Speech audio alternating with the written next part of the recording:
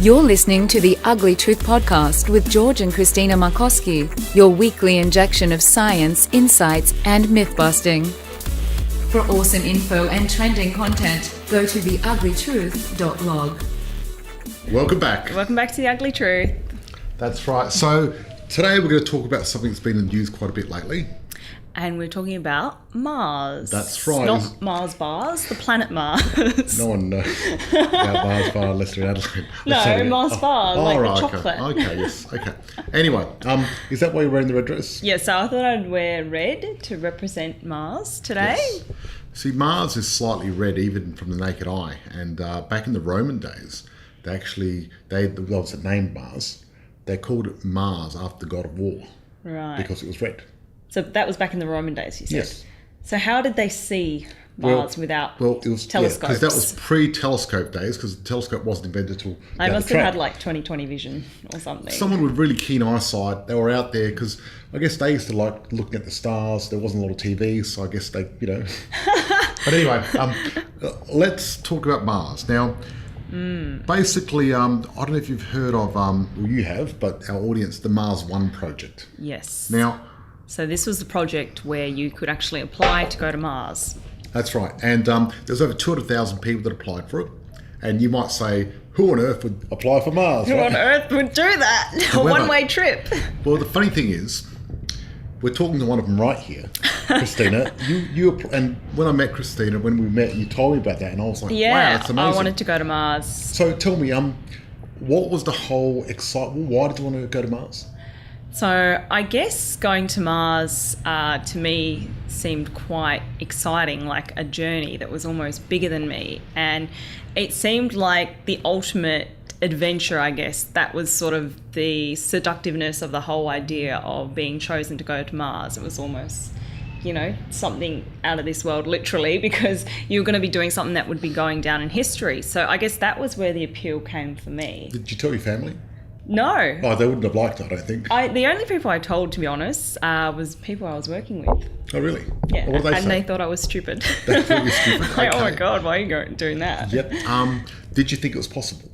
Did you believe it was going to happen? Or did you just do it for Absolutely. Okay. No, I did it in all seriousness, thinking that this project was going to go ahead and that they were going to obviously have like a lucky draw or select obviously the best applicants. There was a lot of hype about it. The fittest people who qualified for what they were looking for, because you'd have to do a lot of mental and physical tests, I would imagine, to be able to be considered. They didn't do much at all. You had to just upload your photo, buy some merchandise and do a few things to get in, right? Right. And pay some money to join the program. So one of the finalists actually came out and said he thought it was a scam. Mm-hmm. And the other thing is, they said it was going to cost them about $6 billion to go to Mars. Now, most estimates are between 60 to 600 billion, and these guys thought they'd do it for $6. So people thought they were unrealistic as well in regards to how much it would cost. Yeah. Also, a lot of the contractors they've sort of organised to do things with, they haven't fulfilled the contract. But where were they getting the money from? Was it the government? Was they crowdfunding They raised $1 million from all the applicants and things like that, right? And from the publicity. But they were planning on actually making it reality TV. Yeah. So what was going to happen is they were going to have cameras going along. And then it was like the Big Brother of Mars. Yeah, so it would have been like the show that's recently come out about Mars, where they document the whole team going up there and follow their journey with everything. Like the one National Geographic, exactly. Yeah, that's brilliant. And I must say, I mean, I'd love to watch that, because it's real. It's not fake. And it's another planet. So it'd probably be the most popular thing in the world. So I'd imagine the ratings would be huge, but you'd have to make a lot of money. I mean, look at Game of Thrones. Game of Thrones makes $1 billion per season. And it's very popular. Yeah. Right? So Mars would probably be more popular because... Well, it's making history. Yes. So you probably have a lot of people watching it. Everyone. Well, how many people tuned in to watch the moon landing? Well, how many people tuned in to watch Big Brother? You know what I mean? Quite a lot. So this is like the best of both worlds. This is like moon landing, Big Brother put into and one. Big Brother, yeah. So it's not unconceivable you could do that and get, sell the show rights and actually do it that way. That's the way to do it. That's what they're planning. But they were planning on sending 2 people at a time. So, 2 people, you might be able to get away with 6 to 10 billion. But doesn't it take 15 years to get there? No. Okay. God, if it did, it'd be tough. I was going to say 2 people every 15 years. No, it takes between 150 to 300 days, so 1 to 2 years. Oh, okay. What I might be referring 6 to months was to 1 year. the project that they've got now to go to Mars will be taking off in 15 years' time. Yeah, so the Mars one ignited everyone's imagination. There was a lot of excitement. Yeah, so there was a lot of hype over it, and then suddenly nothing, just disappeared. Yes, and they were going to do all this stuff. They didn't do anything. And now all the hype has come back again. Well, not from them though, because the people that even got into the final stages have not met anyone from the company. Sounds a bit sus. That's a bit sus. Yeah, but I reckon it was pretty exciting what happened anyway. It was a good sort of thing to get the whole idea moving, I guess, and the ball rolling with the idea of exploring Mars and having that become reality. Totally. Well, even in the 1950s, there was top scientists saying that it was impossible to sort of get to the moon, let alone Mars, right? And they were proven wrong. Of course. Everyone's going to think that the impossible is possible, and then they had that time frame, and then they had Russia and USA having that big competition, which was very fortunate for the space program, because without that intense competition, there's no way we would have gone to not the moon, right? Not Mars. No, we didn't go to the Mars yet. No, we didn't. But basically, after 1969, Neil Armstrong went to the moon. Everyone's like, "Wow, next mission is Mars." Well, everyone thinks there's a lot of theories, conspiracy theories in particular, about the moon landing being fake and the whole thing being staged. Yes, look, there was quite a bit of stuff like that, and Mythbusters did a bit of myth busting. That's what we do here as well sometimes. But I suppose they sort of busted a lot of the myth. I reckon they did go to the moon. Yeah, well, I think it must be possible. Otherwise, why would they be sending like rovers and stuff there? But the first time I heard about the myth, I was 10 years old, and we went to Macedonia for a holiday, and I met my great uncle, and he was like 90 something, and I had this book, and he goes, "What are you doing?" And I showed him, and there was a picture of a man going to the moon. He goes, "Oh, I don't believe that. They got some guys up on a big mountain and filmed them. It's all fake." So there's always going to be a lot of skeptics out there believing that it's not possible and it can't be done. But I guess as technology improves, new things come out all the time that we think weren't possible, and they become possible. Mars has been the most popular destination for spacecraft. But the thing is... Is that because it's the closest? No, Venus is closer. But Venus not livable because it's full of gas or something. Well, Venus is a very, very, very dense atmosphere. It's nearly the same size as Earth. So that way it's better, and it's close to the sun because there's more sun.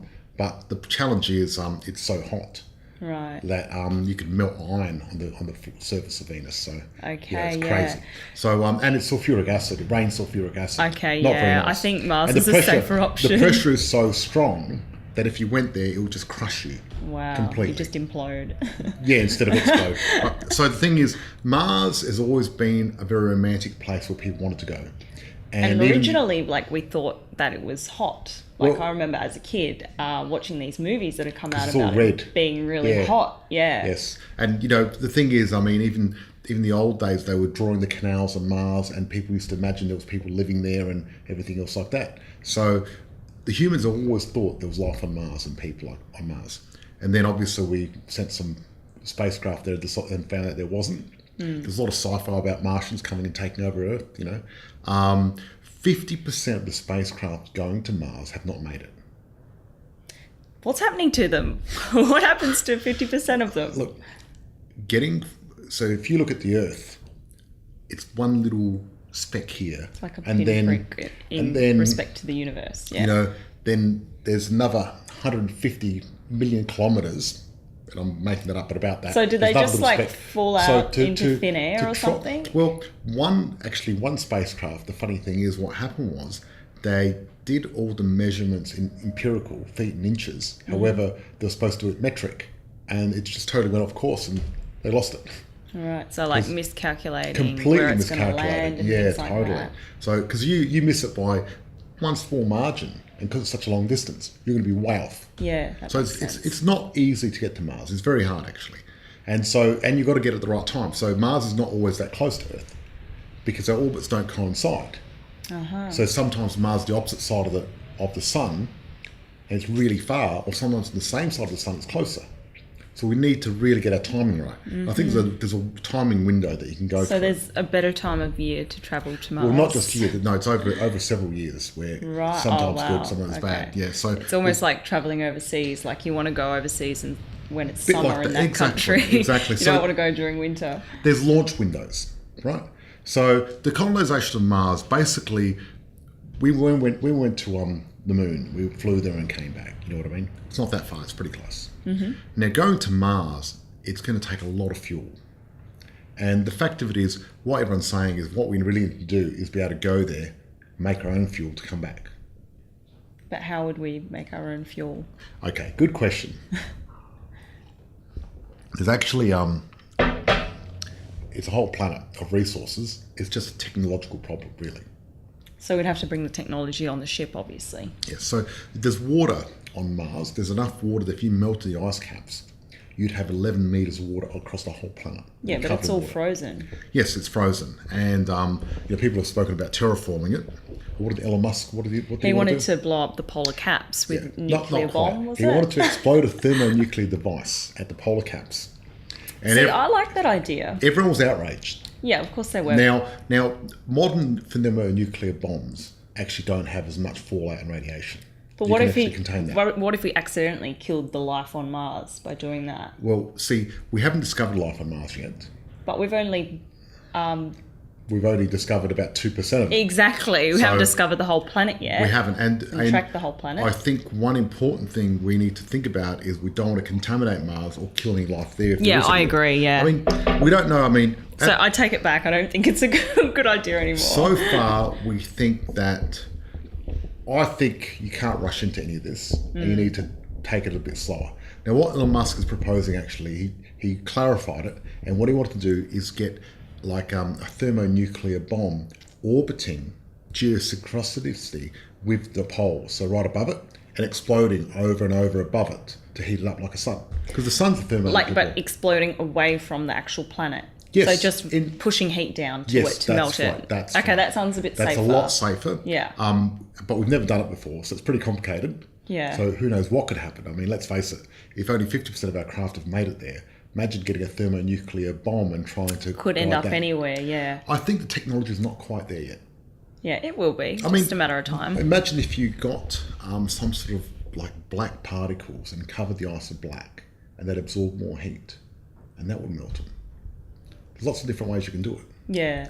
And the thing is, once you release the greenhouse gases, and then you put planted plants or bacteria, probably bacteria to turn it to oxygen, you can slowly start doing things, you know what I mean? Mm-hmm. Because at the moment, we don't even know there's microbes on Mars. And Well, has Mars got an atmosphere?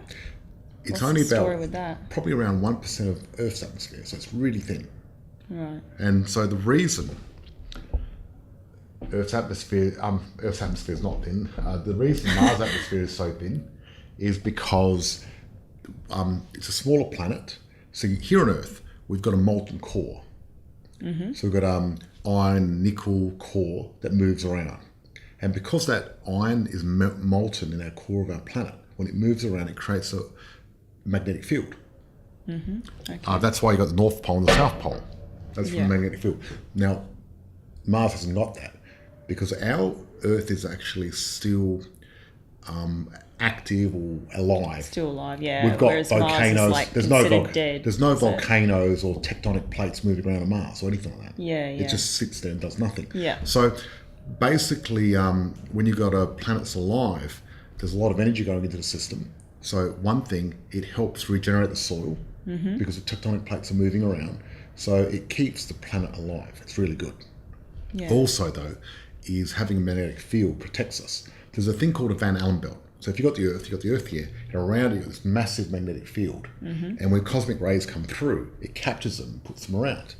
And then on the North Pole and South Pole, that's where the magnetic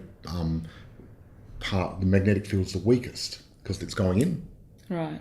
And you've got the aurora lights, the northern lights and the southern lights. And the aurora lights are actually cosmic particles coming into the Earth and hitting the North Pole and the South Pole. And that's why people go to see that. Oh, Interesting, eh? okay, yeah. Yeah. Is Don't it sing is it the once song. a year or It's non-stop. It's all the Oh, time. okay. Because cosmic rays are continually... So I've heard of like there's in America they go and watch like the aurora borealis or something. The aurora lights, they're non-stop all the time. Uh-huh. So basically, cosmic rays are coming out of the sun 24/7 all the time. And they're just going through the solar system out, wherever they're going. And what's happened to Mars is, now that it has got a magnetic field, the solar wind hits Mars directly and it's been taking the atmosphere off. Because isn't there really high like radiation? Yes, on it's Mars? very high. Because one, you haven't got an atmosphere to protect you, but two, you've got no magnetic field. Mm-hmm. So the theory is, once there's no magnetic field, because before that they reckon it had a thick atmosphere, but because it's got a weaker gravity than Earth, because it's only about 38% of Earth. Mm-hmm. So if you're 100 kilos here, you'll be 38 kilos on Mars. Now that's a good weight loss program. I reckon. Just go to Mars. But also, you'll be able to jump twice as high, even more. Cool. Pretty cool. Spider-Man power. Yeah, you imagine bouncing around, you know what I mean? Mm-hmm. So that's interesting as well. So that's why there's no atmosphere, or only a very small one. And the challenge is it's full of carbon dioxide. And it's freezing cold. It's like Antarctica. What's the whole planet? Normal temperature? Well, the normal temperature is like minus... Is it minus 22 or something? Or is it worse? No. It's minus like 150 degrees or something. Right. Basically, the equator is the warmest part. Mm-hmm. And that's 20 degrees Celsius.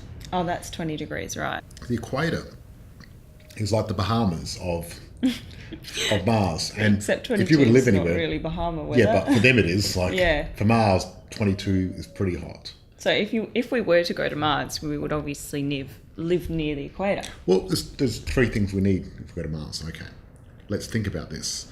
We need shelter. Shelter. We need water. Oxygen. And, yes.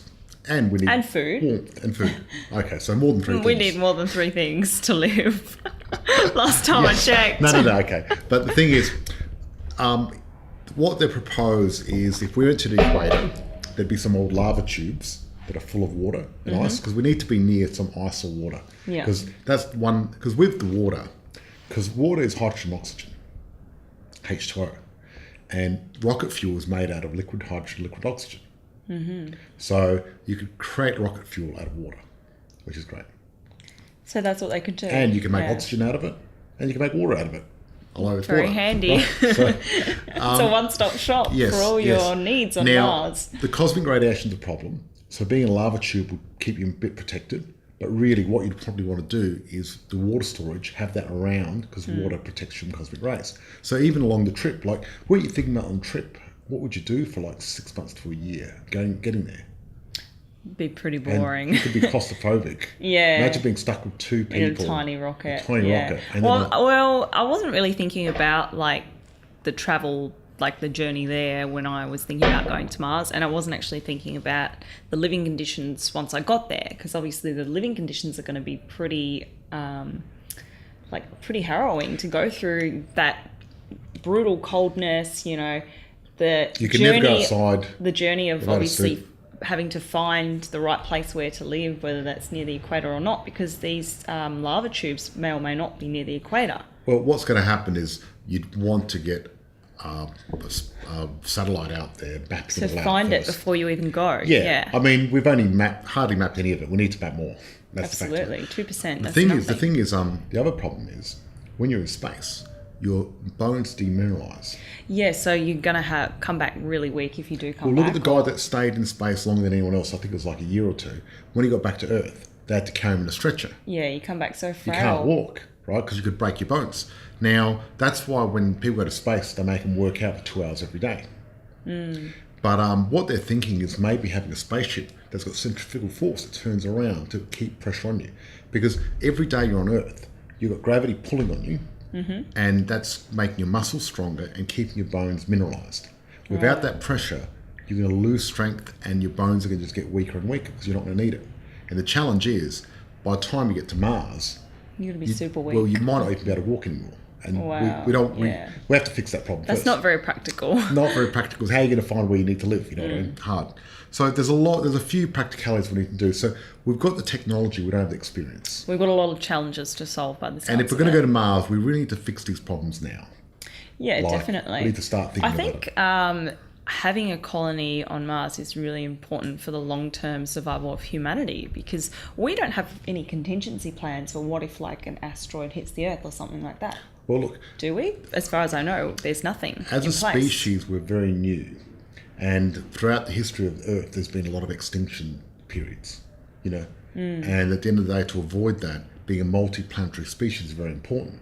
And that's part of the reason Elon Musk wants to go to Mars. Yeah, see, I've got the same philosophy, And I guess. I think Elon Musk, what he's saying is brilliant. He's great. There's actually a really good blog post. There's a guy called Tim Urban from Wait by Why, and he explains, he's really good. He's awesome. I'd like to interview him one day because the guy knows so much about this sort of stuff. He's got a long form in regards to colonization of Mars, which is amazing. So cool. I'll put the link in the show notes because it's worth checking that out. Yeah. 'Cause I I'll love have his to- work. I have It's to great. read it. I can't believe I haven't read that yet. And he's very good at that. So he talks about Elon Musk, and Elon Musk wants to get 1 million people on Mars. Wow, that's his goal. Well, see, what Elon Musk's saying is if we get 1 million people on Mars, then that will be enough to actually have a self-sustaining Planet. planet. And then we've actually now on 2 planets, even though in the same solar system, we're a lot safer. You know, because at the end of the day, anything can happen to planet Earth, and it's a smart idea as an insurance policy. You know what I mean? Yeah. I think it's a great idea. And the biggest challenge is the cost. Because you think about it, if it costs, let's say, what Elon Musk is estimating at the moment, it costs about $10 billion per person to go to Mars. Wow, that's a lot That's of a money. lot of money. That's an expensive ticket. Yes, so really when you think about it, economically it's not that viable. No, not at this point in However, time. we've got this thing called Moore's Law that we've spoken about many times during this thing. And that's how computer technology doubles every 18 months, but also the price halves. So what Elon Musk proposes, he says that we need to get space travel down to about $200,000 per person to get 1 million people there. Because then it's manageable. 200 grand is manageable, right? And his first thing was to try to make going to space cheaper. Rockets, because rockets are very expensive. Going to space is very, very expensive. And he was a bit of a, you know, his thoughts were amazing. Really when you think cutting about it. edge, Cutting yeah. edge. So there's this theory which is great. So it says if you fly from Sydney to New York, right? You don't get off the plane and when you want to fly back, throw the plane out and get a new one. Right? Use the same plane. Yes. Well, it's a different plane, but that plane But- is used to go yes, somewhere but else. You use the plane over and over again. Yeah. But when it comes to rockets, they only get used once. They build the rocket, And it falls apart in space. fire it up, yeah. and done, finished. And that's why rocket going to space is so expensive. So he reckons he can make it 100 times cheaper just by reusing the rockets. Brilliant idea. Yep. Yeah. Brilliant idea. So what he decided to do is he decided to shoot a rocket up in space and then get it down and land it on a tiny platform in the middle of the ocean. I know, and I've actually seen this. It's incredible. It's amazing. Like this tiny thing like falling through the air and you're thinking, how on earth does it know where to go? Like how did he do it? Well, look, Was it remote control or it's remote control, but there's a certain amount of AI involved as well. Bit of, like guiding it? Yes, Because yes. you'd need to calculate wind speeds. You'd need to calculate so many it's variables. all computers. The thing is, though, basically the funny thing is, it's like getting a straw in hurricane winds and getting it down, Guiding it guiding back, it down. Because yeah. when the rockets fire, the rocket's actually falling into the sky at cyclonic wind speed, and they've got to turn these engines on and slow it down. And it's just like flying through the air, and they can slow it down and land it. And he actually did it successfully several times now. Like, It's that amazing. is just mind blowing. Like he's achieved the impossible. No, So it's amazing how modern entrepreneurs are really tackling some massive challenges and doing something about it. It's amazing. I mean, Elon Musk, I must say, I'm a big fan of his. I mean, the first thing he did, not the first thing, but one of the cool things he did was when he talked about electric cars. He said he was going to create an electric car. yeah, Now- and everyone and laughed at him yes. and didn't think it was possible. And now he's created an electric car, and they've proven that it can drive by itself. It's autonomous, right? Tesla, yeah. And it's amazing. But this is the funny thing: Ford have been around for over 100 years. And they haven't done it yet. Not only that, though, Tesla is actually worth more money than Ford now. Because he's innovative, that's why. Right? And now what's happened is VW and Everyone is jumping on the bandwagon. All these other big companies now have decided to have an electric car program. They say that a company that doesn't have an electric car program, they're finished. Yeah. So he's completely changed the landscape. And pretty soon we're going to have self-driving cars. And that's all through having a big vision and just making it happen. And see, it took a private company to do this. NASA couldn't do this with this whole reusable rocket because there was too much bureaucracy and, you know what I mean? There's a lot of politics involved as well, I guess, when it comes to not only space and space travel and the money involved, but also the electric cars and the fuel. And yeah, there was. So basically, you got Jeff Bezos from Amazon, and he's got a rocket that lands as well now. Wow, he's done it as well. He did it before Elon Musk. Oh my God. Yep. How come it wasn't like all over the news? He's not as good at marketing, is he? Right. So what happened was he did it first, but he had a rocket that didn't go as high. So look, what he did was pretty amazing. So now there's two companies that can it didn't actually go into space? No. Oh, okay. But it not doesn't as matter. good. It's still a rocket though. Yeah, that's still very impressive.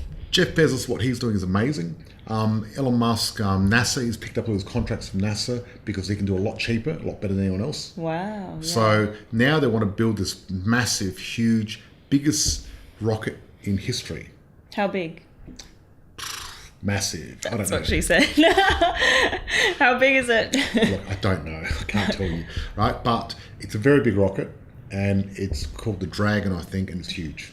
Right. But anyway, so... as big as the Titanic? No. Okay, let's talk... a rocket is like a 50-story building or something, you know what I mean? It's big, but it's tall and skinny. It's not a boat. Would it be like have entertainment section, like you go to the movies and stuff like that? No. Nothing like that, no. Okay. 99% of a rocket is just fuel. Right? So no, there's not a lot. It's not like a boat where... It's not going to be like a cruise liner. Not like a cruise liner. The thing is, because it's so expensive to beat the Earth... For this $200,000 ticket, I want to have some entertainment.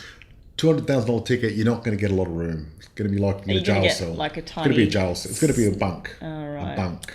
That's it. That's not very good value for money, but... You're going a long way. True. You're going millions of miles. So, no, it's not going to be very big at all for the people going. What they're looking at doing is getting a spaceship that doesn't actually go to Earth or Mars directly. It's going to orbit. We're going to take them up and ferry them up and then go across. And that would be bigger. Is it going to constantly be like going between Earth and Mars? Yes, they're going to get some big ferry ships, massive, and they can be big. Doesn't that mean they'd need to have like a platform where you can get on and off in space? They're going to have an air hatch and you're going to have to dock, like in the space station. Yeah. So we've had a lot of experience at the space station. That is so cool, like just thinking about that whole concept of like... It's going to be a big ferry. A ferry, like going from Mars to Earth. Yeah, it's going to be like going to Kangaroo Island here in Australia. Right. And we know it's more expensive to go to Kangaroo Island than it is to go to Japan, but that's the way it is. So that's what they're planning on doing. So a lot of the thing we're going to have to do is we don't want to carry too much stuff to Mars. It's a whole planet on its own. So it's a bit silly carrying all the stuff from Earth. It's better actually getting it there. What do you mean? So for example, with the space station, right, what's been happening until recently is whenever you need a spare part, they need to build more spare parts and bring them up there and have spare ones. But now they've decided to start doing 3D printing. See, I think that's such a good solution. It's fantastic. Then you can make any part you need for the ship. You can make anything basically. Yes. Yeah. So basically the beautiful part about 3D printing is you can make a lot of the stuff, not anything, because some things are very complicated. You need Earth to do it. However, you can carry the material and then you can choose what you want to make when you need it instead of carrying a spare part for everything, you know what I mean? So it saves so much space and time. And imagine if they had 3D printers on Mars where, the ones where they can do things and stuff. So you can build stuff, you can create oxygen, you can create water. We can have these robots just building things up and doing it. Yeah, brilliant. It's pretty amazing stuff. I mean, even like they're thinking now about mining asteroids. Mining them for what? For nickel. What do we need that they for? reckon that there's asteroids out there that are worth $100 trillion. just one asteroid. And what are we going to use the nickel for? We're going to use it on Mars or take it on back to Earth? Yeah, take it back to Earth. Right. So what they do is take it, put it in orbit around Earth, and start mining it. Mm-hmm.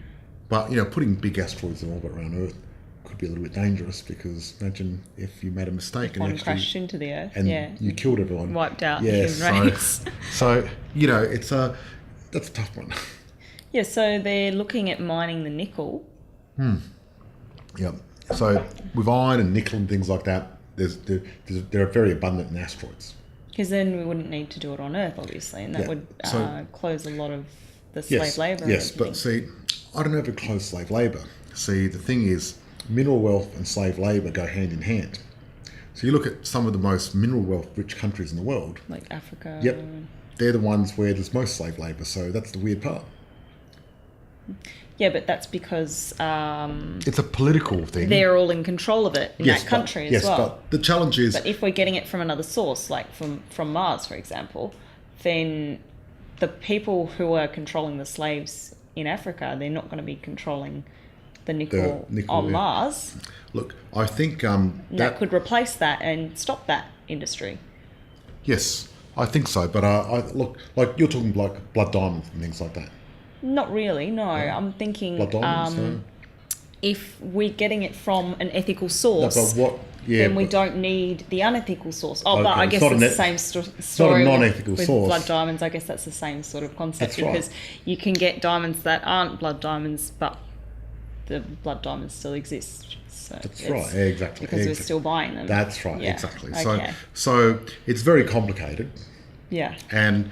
I'm sure some of the people getting the blood diamonds are probably happy they're getting them anyway. Yeah, one's just not going to replace the other. No, exactly. So it's more of a political, socio-economic thing than a resource thing. Yeah, We've got plenty of resource in the Earth, but hasn't stopped inequality. Yeah.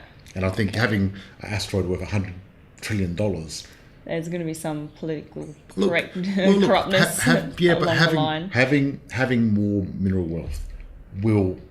filter out on everyone anyway. That's the fact of it. You would think. No, well, it will for sure. Because look at Africa as a country. Yes, the people should be loaded and living a very wealthy life, but the wealth is not passed down at all. I think we're going off topic a little bit, and I think this deserves a whole topic in its own. Yeah, it really does. But so let's get off politics and inequality for now, and basically between Mars and Jupiter is the asteroid belt. Okay. And there's lots of asteroids there. But it's not like what you imagine, when you see these shows with spaceships dodging asteroids. They're thousands of miles apart. So you're not going to easily hit one? You need to look for them to find them. You can't actually, they're not that easy to find. But there's a lot of them there, and there's lots of mineral wealth, and they will start mining them, and that's going to help things a lot. And I do believe as the world gets wealthier, it does rub off on anyone as well. You think about now, you look at mobile phone technology, for example, it's become so cheap that people in areas that don't have water or electricity have mobile phones. And you might be saying, well, what's the point? Well, this is the thing. Technology actually makes people's lives better. Yeah. So there was this fishing village in Africa, right? And before they had mobile phones, what they'd do is they'd catch fish and go to a market and hope that people wanted that fish and there wasn't too many people there, and sometimes they'd rock up and there'd be too much there. Sometimes there wouldn't be much and you'd make more out of it. So once they all got mobile phones, what happened was there was more communication and it actually evened the price out. So the average price went down a little bit. However, there's no wastage, so the fishermen actually made more and a consistent income, and the people buying the fish paid less and got the fish they wanted. Isn't that interesting? And nothing's changed. Same amount of fish, same amount of people. Just the difference is technology. Yeah. So what happens is as we get more technology, that actually improves people's lives. Yeah. Right. Of course it does. Yes. So that's a beautiful thing. So Elon Musk, that's what he wants to do. So what are the next steps with, I guess, getting closer to actually making Mars a reality and getting people there? What do we need to do? Okay. So look, we're going to need people like Elon Musk to do it, because he's got the will and he's got the money and smartness to do it. Because there's a few technical challenges that we need to overcome. Yeah. We've got the ability, because you look at 1969 when we landed on the moon, we had a big race, a big goal, we got there, right? So I guess sometimes we need a massive goal, a good reason to do something. And a lot of people probably saying, well, why go to Mars? What about the starving children in Africa? And what about this? And what about that? Yeah. And I understand that. But going to Mars is cheaper than what we spend on military spending anyway, right? So I think it's better than military spending. Yeah. Also, for a better cause as well. Also, though, going to Mars, because of all technological hurdles we need to go past, are actually going to really help all of us here on Earth completely. Because a lot of stuff that they invented to go to the moon, we're using now. So Mars got the tallest mountain in the world, in the solar system, which is like 5 times bigger than Mount Everest. So it's amazing stuff on there. And I think the challenge is obviously if you went outside in Mars without a spacesuit, you would die. Well, you'd die. But if you've seen Total Recall, they go outside and suddenly their eyes start bulging and they start, you know what I mean? I haven't Expanding seen out. it. Oh, okay, well, people probably have. It doesn't actually happen that way, but what happens is because of the low pressure, the boiling point of water goes down. So at the moment, you need 100. You need at sea level, you need to heat up water to 100 degrees for it to boil. So at sea level, it's 100 degrees to boil water. When you go high, you know what happens? No, I don't. Okay, you don't, because I've never tried to boil water going higher. you don't need as much energy. It Okay. boils at a lower temperature. Is that because hot air rises? No, it's because there's not as much pressure holding the water in water form, so it turns to vapor. Okay. So Mars is so low, the air pressure is so low that if you went outside of Mars, your eyeballs and tongue, all the water would evaporate straight away. Right. Right? And you could probably last a couple of minutes if you held your breath. Because they were doing studies for NASA, and one guy accidentally got caught in a vacuum without a suit, and he was in there for about 90 seconds and passed out. Oh my god. He totally passed out. His eyeballs evaporated, and the water in his tongue evaporated. But he was totally fine once they got him out and everything else. However, if that lasted too long, he'd be finished. Yeah, he'd be dead. And the other problem, as you said, would be frostbite. Unless you're in the equator, it'd be so cold you'd freeze. Yeah. But I like going to my cryotherapy. I go to this place called minus 110, and you go in there for 3 minutes at minus 110 degrees in your underwear. So I guess over there you could just sort of quickly get out, hold your breath, get cold, jump back in. Yeah. With Mars, I suppose, we haven't found life yet. My personal belief is if there's life on Earth, there's probably life on Mars, especially if there's liquid water. And I think we don't want to contaminate Mars until we find that life and find out more about it. I think we need to be very careful, because I think we don't want to prematurely go in there and destroy what life's on there, because we don't know, is it the same as us, is it different to us? I imagine it would be very different because it would have evolved for the conditions of the planet. So no matter what it is, it's going to have the capacity to obviously live on the planet. It's probably, if there's any life in there, it's probably very simple, right? Right. As far as we know. Like a bit of bacteria or something like that. Yes, and if it's bacteria, it may be identical. See, there's a theory that maybe life originated on Mars, not Earth. Really? Okay, yes. This is interesting. This is the Mars Genesis theory. And Tell me about this theory. This is interesting. So, basically, throughout the billions of years that we've been around here, because our solar system's probably about, the Earth's about 4.5 billion years old. So our solar system is very, very old. And it's been going around for a long time, and there's rocks that could hit Mars, and then debris from Mars goes up into outer space. That's how hard they hit. And those rocks actually can fly around and end up landing on Earth. Yeah. Now, it sounds fantastically improbable over 150 million miles away that a rock could hit somewhere and then hit here, but over such long time periods, it does happen. Yeah, anything. So there's been times when we've swapped actually rocks from Earth to Mars. And you've got the extremophiles, if you know what that is. No. Okay. It's not a band, it's not a rock band. Sounds extreme. No, extremophiles are actually, and I could be saying it wrong because I just read about it, I haven't actually pronounced the word before, is bacteria that live in very, very harsh climates.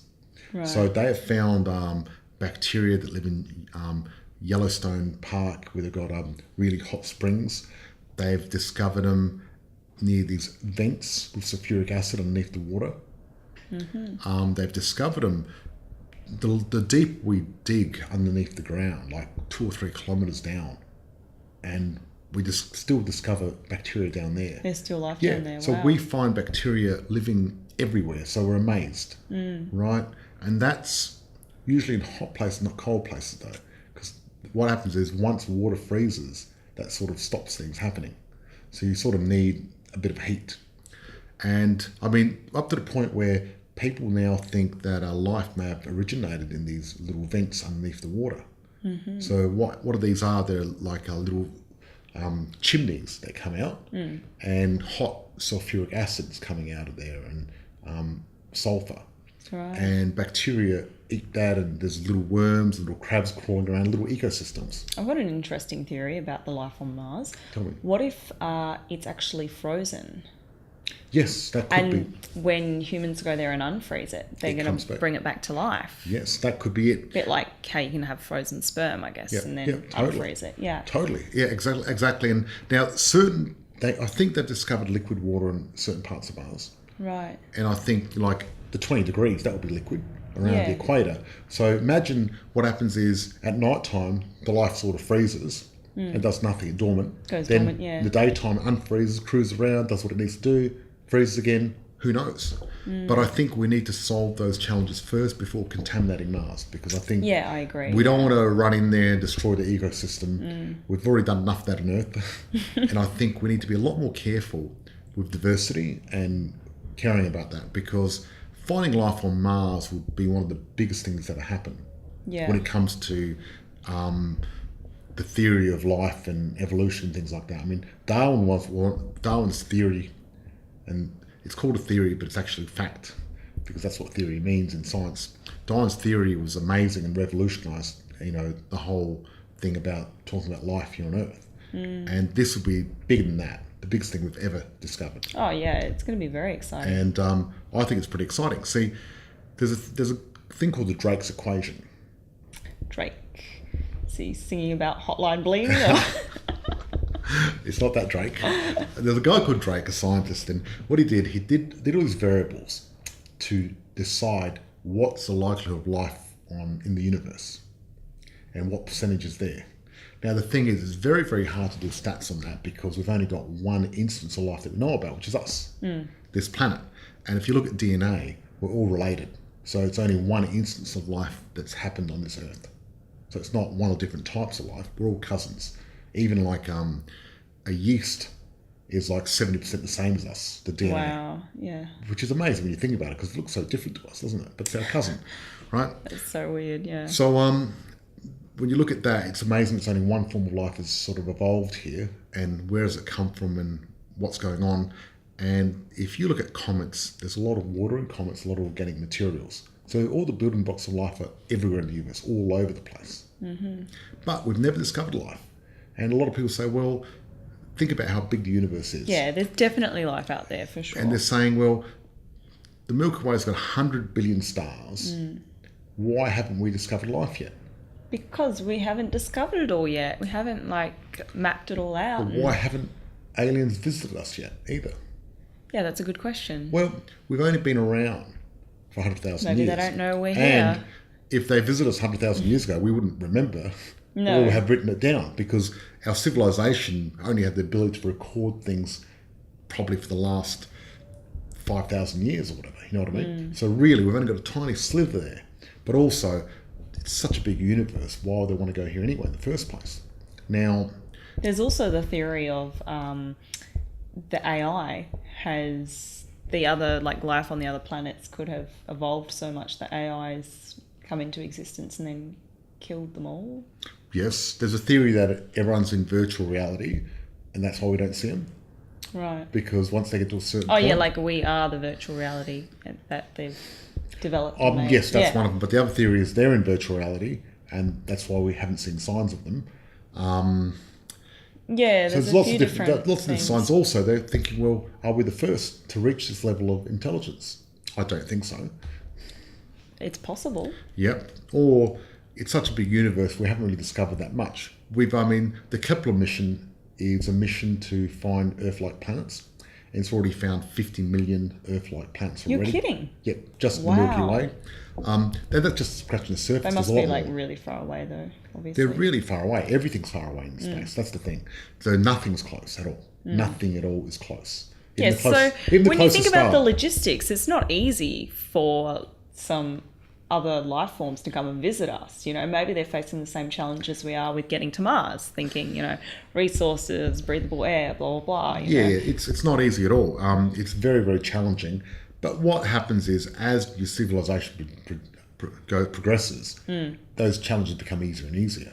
Yeah, When get you better think at about solving it, those getting from challenges. England to Australia used to take 12 Yeah, you months. used to have to stay on a boat And eat now- limes now to it- stop scurvy Yeah. and all that. And now it doesn't take long at all. So, so I think those challenges will be overcome.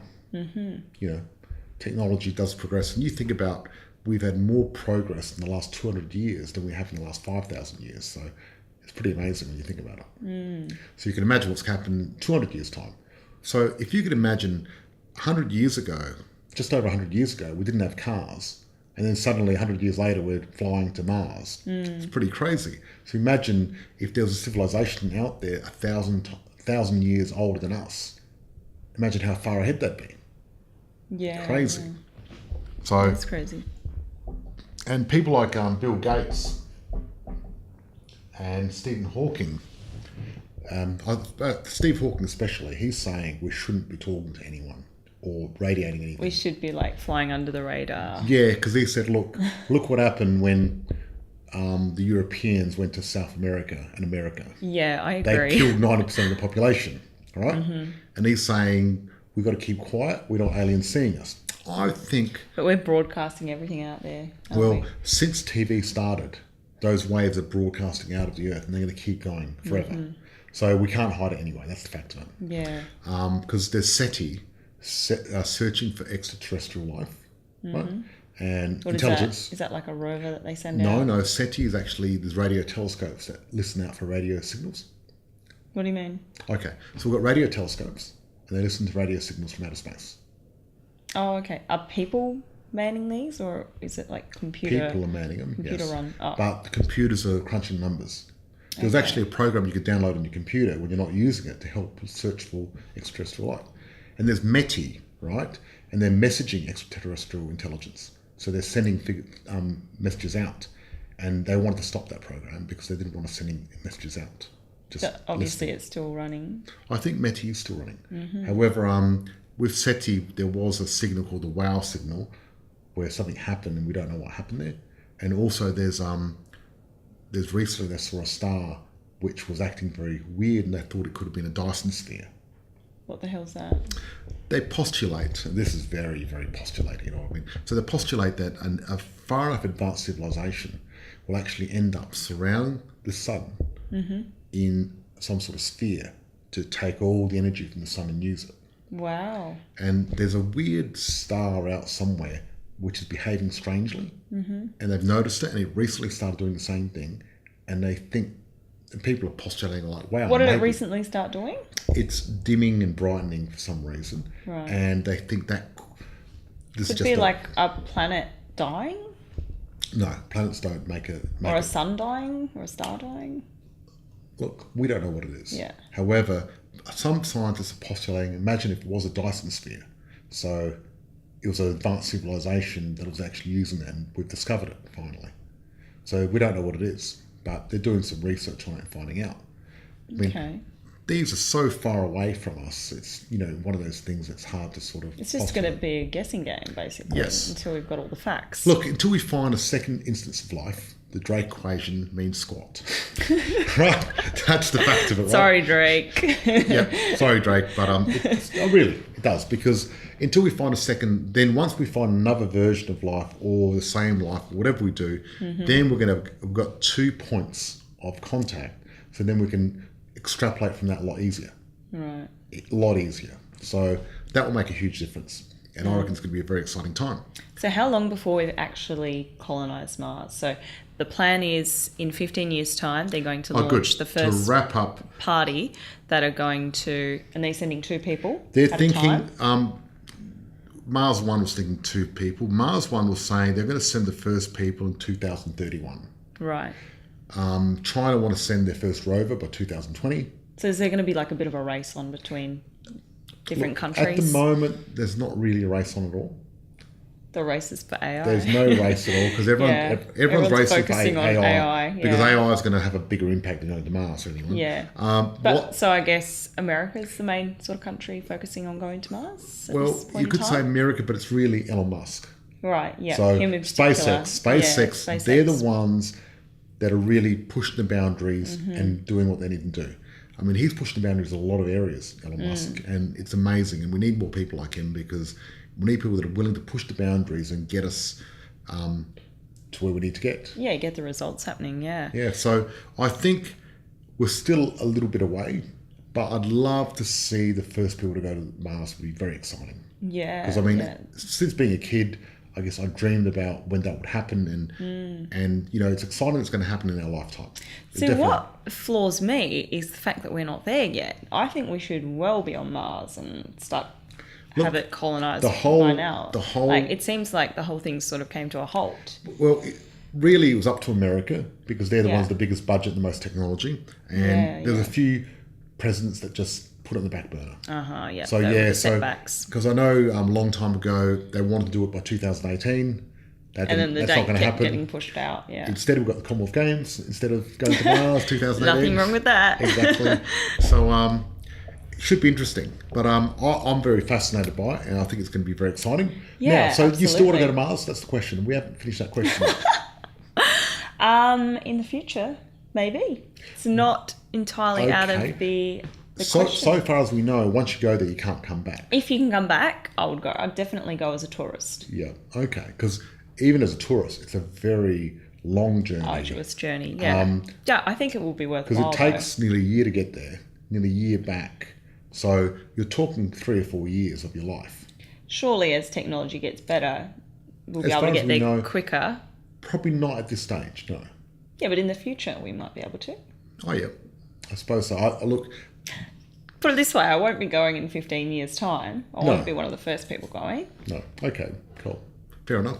Just wanted to know that. Once they iron out all the creases and all the bumps with obviously the travel time and the living conditions and everything else, I think it will be possible for people to go there almost like a holiday and stay a week and come back. We still haven't done even the Virgin holiday.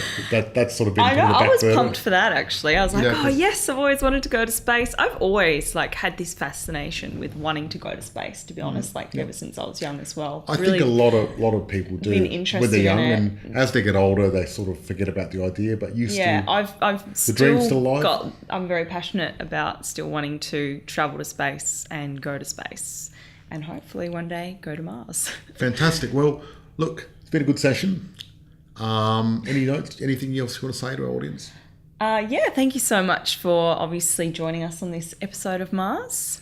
Yep. And I guess we'll see you next episode. Absolutely. Thank you. Cheers. Bye-bye. Bye. For everyone listening, thank you once again. Stay well and see you next episode. For awesome info and trending content, go to theuglytruth.log.